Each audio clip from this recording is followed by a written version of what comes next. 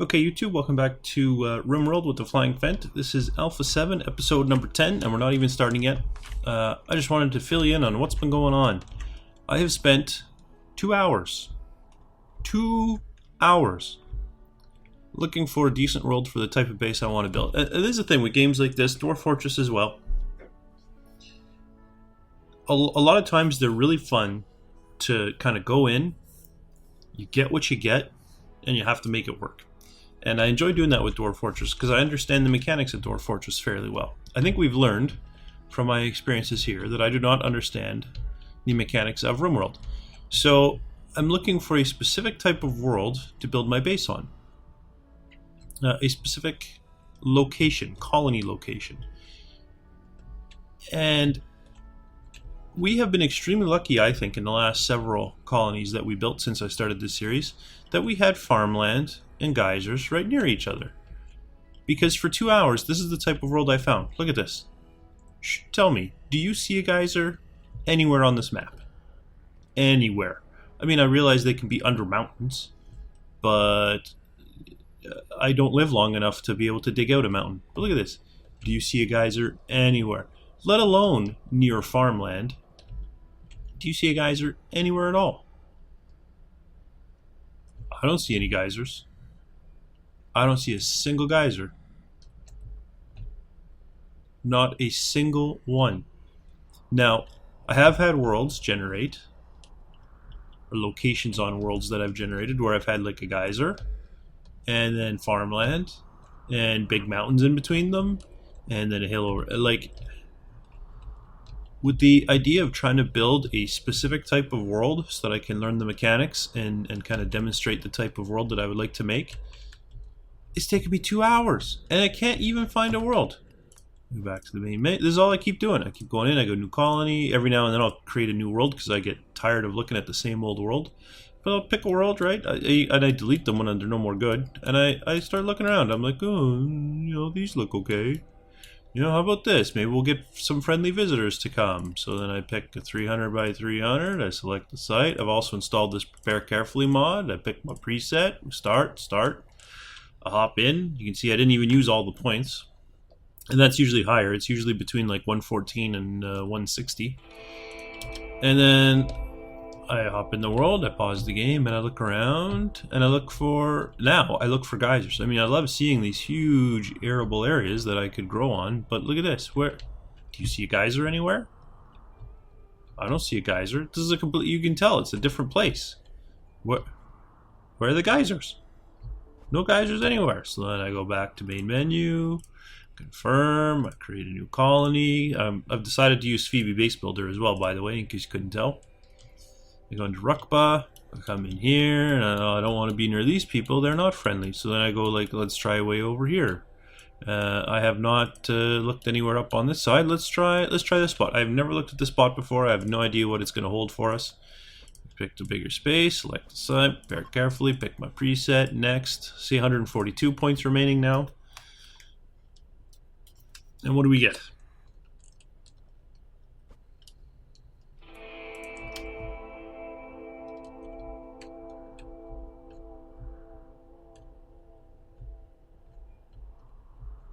See nice wide open spaces where I could build the type of base I want to build. But again, does anybody see a geyser anywhere for geothermal? Now I know I can do solar, but solar has its own issues. But is there a single geothermal anywhere? Then you might say, well, you keep picking from the same part of the world. All right, sure, no problem. Let's try this again then. Let's try. And this is like I'm gonna say probably the 12th world I've tried. Let's go crazy. Let's go way over here. I've never been way over here yet. Okay, I'll pick the bigger map. Look at this, 2,000 millimeters of rain even. That seems excessive. But let's pick it. Let's hop in. 149 points remaining this time. Let's see. Do we get a world with at least a visible geyser that's not hidden under a mountain? Let's find out. And I'm picking big map areas too. Shouldn't there just be like 8 geysers on the map because it's so big?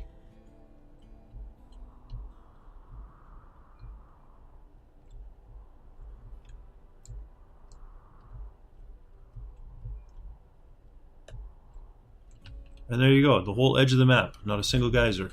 In the middle, do we have a geyser? We have one geyser right here. That's all we're getting is one geyser. Like, what?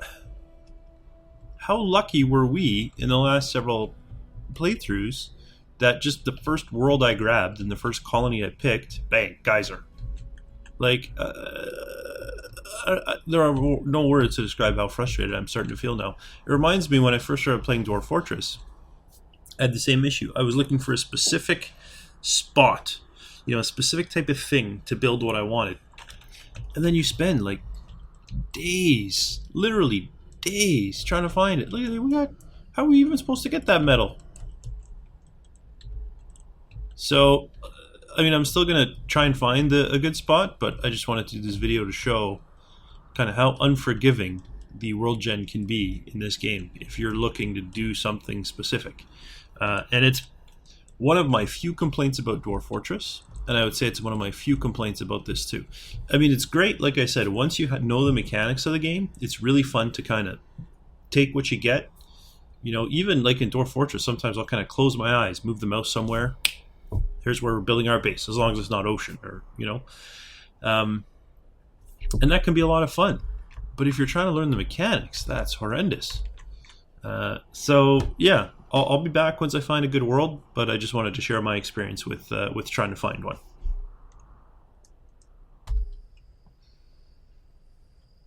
Okay, I am back, and I've finally found something semi-acceptable with the assistance of a little bit of cheating, which is always the best way to go about it when things aren't going your way.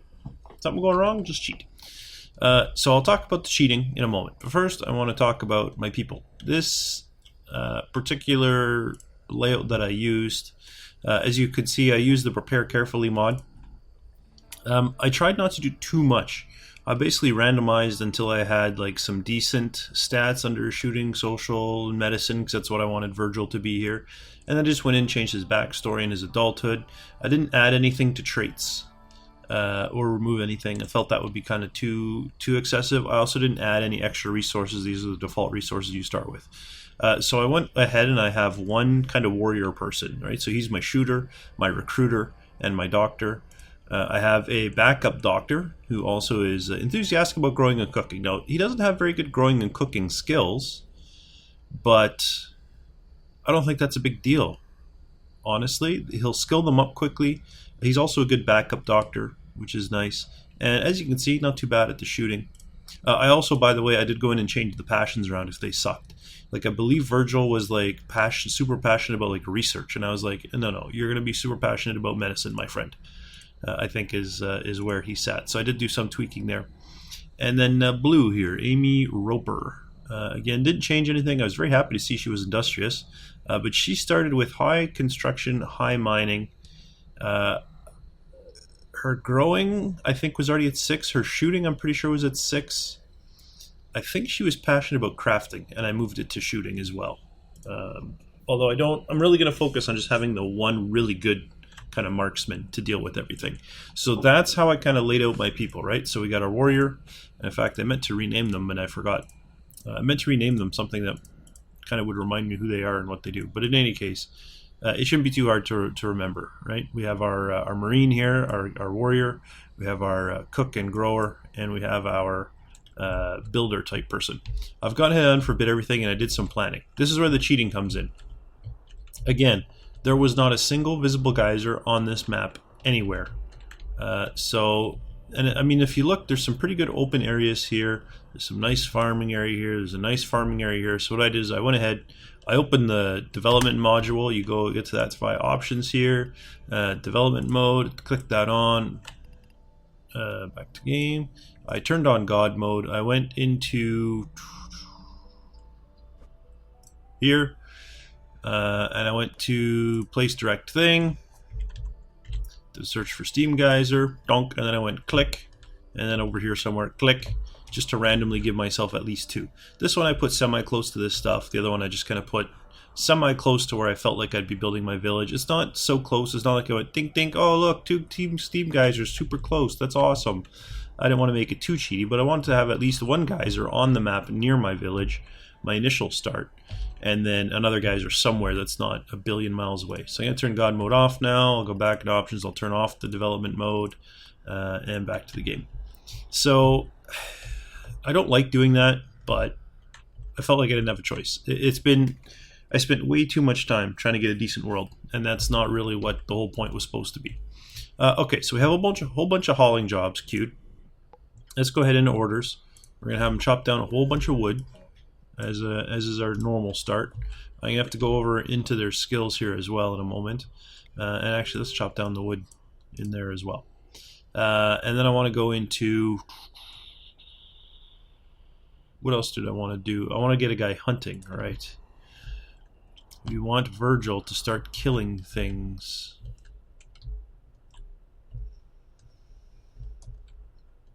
Oh, is there nothing to kill?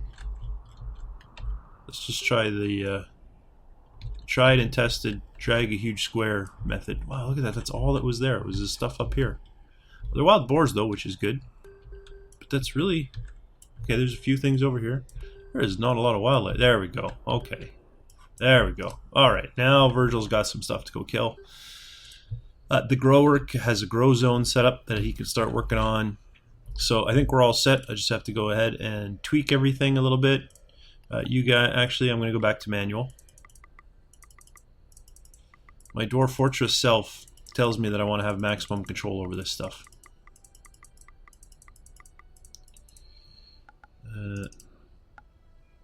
You don't do it at all. Cooking. Who was my cook? It was this guy. Hunting. No, you shall do no hunting. Virgil, you're going to be a big hunter. You're not going to do any of that. Blue, yep, you're going to construct. You're going to repair. You are not going to grow, or you will mine. I'm sorry. Is this guy supposed to be passionate about growing? Shouldn't that show up here? I think he should. Virgil, I can do any of that. Plant cutting, no. The grower can do plant cutting when there's no growing to do. Crafting is, of course, going to be blue. Art, nobody has to worry about art. Everybody can haul. Everybody can clean. And for now, everybody can research. Did I make a mistake here? No, he's the cook. Maybe just because he's a 3, they don't really want him to do the cooking? But why would they get her to? She's just a 1. Oh, they wanted Virgil to do it because he's a 3 and he's a little passionate about it. He started with that. I didn't add that in. Okay. Let's go. Let's get to work, everybody.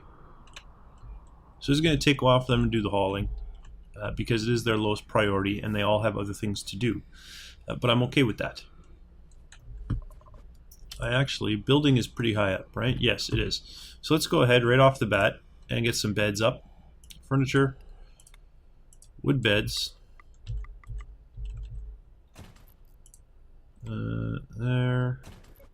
There, and what? Oh, you can make it. How did I do that?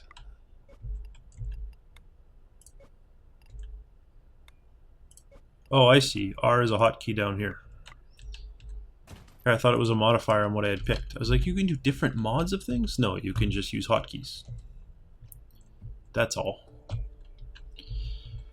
So, in case you didn't figure out how this is going to work. Oh, excuse me. This is going to be the main eating area. In here is going to be kind of the butchering, cooking station place. This is where prisoners will be stored. And this is where kind of all my other crafting duties are likely to take place. And then these are the cottages that the people are going to live in. Makes sense to me. Does it make sense to anybody else? I don't know. Equip weapon. Uh-oh. I got a guy hunting, and he has no weapons. Where are you, bud? You are wounded now, because I sent you into battle, like a clown, without making you pick up your stuff. So, Virgil, prioritize receiving treatment. Who is my... Blue, you're my other good doctor, right? You're the backup doctor? You are not. This guy is my backup doctor. Yep. So let's get Virgil in bed. No, I want you to Prioritize healing Virgil. There we go.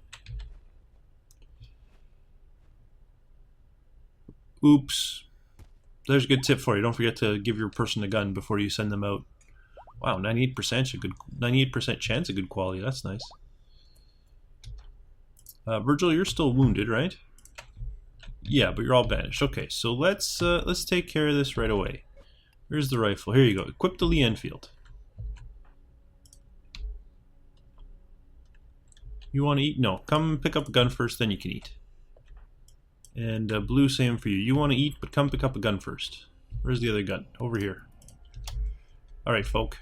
Do that. And then we want to get Virgil again. He's got his gun. You're going to start hunting from there? No, you're going to eat. Okay, eat, and then we're going to let you rest until you're fully healed. Rest until fully healed. So, that was an error. Not a fantastic start. But you know, at least he received good quality medical care. It's too bad we used up some of our medical kits already, but at least he received good quality medical care. And everybody's sleeping in a bed right away, right on their first night. That's fantastic to see, as far as I'm concerned.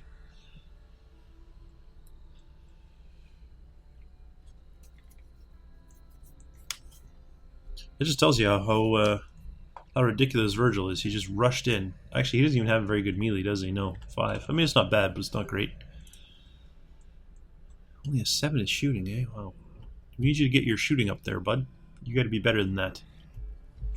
Oh, I see more animals have entered the range. Some more people to kill. There you go, Virgil. You look fully healed to me. You are. Good. So I'm going to turn this off as medical. So that will now be Virgil's bed.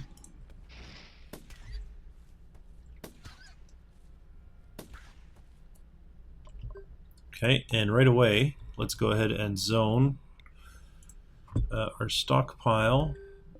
That's where corpses are going to go, is there. And start butchering them.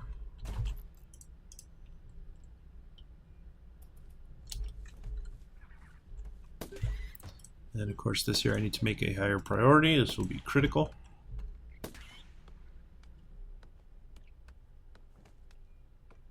Good man, Virgil.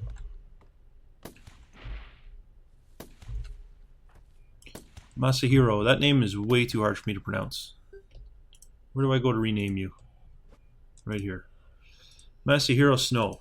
Wow. Snow is pretty easy to remember.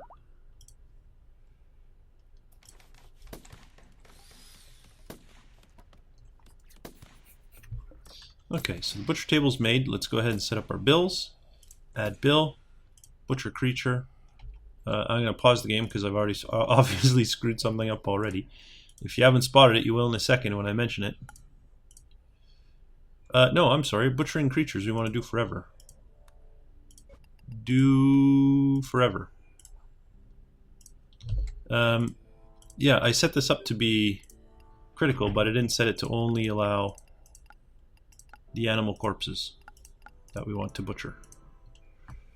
So let's do that now. Allow animal corpses only. There we go. You're trying to kill a turtle now, alright? Oh. Whoa.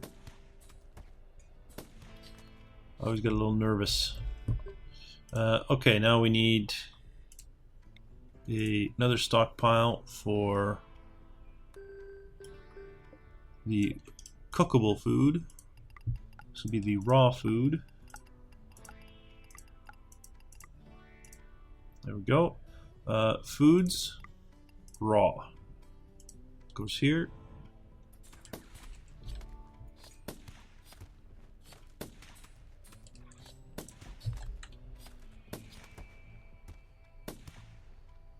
Okay. Oof. I always get a little nervous when they run in front of the shooting guy. And now we're going to need to get some power set up fairly quickly. We do have 624 metal collected already. That seems like a lot of metal.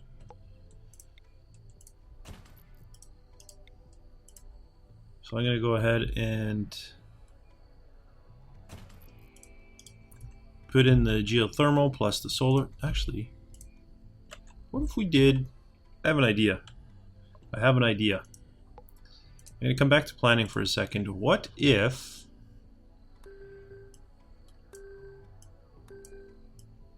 we put finished, ready to go meals in here? I actually like the size of that. Let's make it a little bit bigger.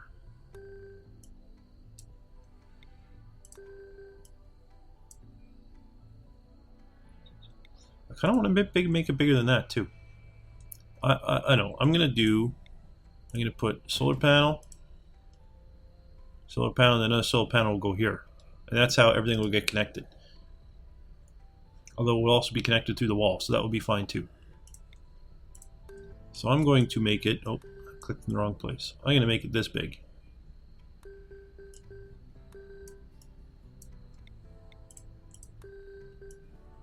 This is where meals will go, and there will be a door here, door here. I didn't put doors on this side. Door here, door here. I didn't put doors in here either. Holy smokes. Just forgot to put doors everywhere.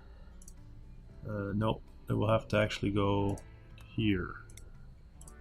This is where the door will go there. Alright, so power can come in here. And I can put like battery storage back in these two sides. That sounds good to me. I like that. So for now, we don't really need that solar plant. We can worry about that later. Or actually, should we just do the solar and not worry about the geothermal? It's the geothermal that's expensive, right? Yeah, I'm just going to do 2 solar plants and not the geothermal. They're going to be cheaper in the short term. And then, of course, I'm going to need to get some conduit wall to connect them to my cook stoves. I don't know if you guys can hear the crying baby in the other condo down the hall, but I can hear the crying baby down the condo in the hallway. I don't know those people that live in that condo. They seem to have very strange ways of raising their children. Whenever their kids act up, they put them in the hallway and close the door so that they don't have to listen to them, I suppose. But now everybody has to listen to them. I don't know quite what the point is of that. I don't understand what that's supposed to teach the kids, but I'm not going to tell someone else how to raise their children. I don't understand it, but I don't have kids, so what do I know? Alright, so there's a little bit of building to go on there, but it's not an excessive amount. I think I also want to go ahead and set some hauling orders to get rid of these stones that are inside the house, or what will become the house.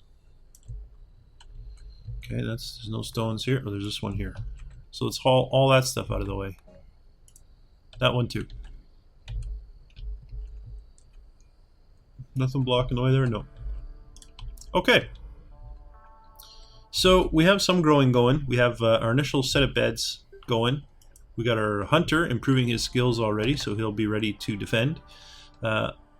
My plan as well is to put like a turret here with some sandbags, turret here with some sandbags, turret here, turret here, turret here, turret here. Initially, I'll probably just start with 4 turrets, kind of around this area, because all the doors are going to be here, right? So the bad guys are going to try to get to this area. They're not really going to come here and shoot this stuff, I don't think, based on my past experience, which, granted, is quite limited.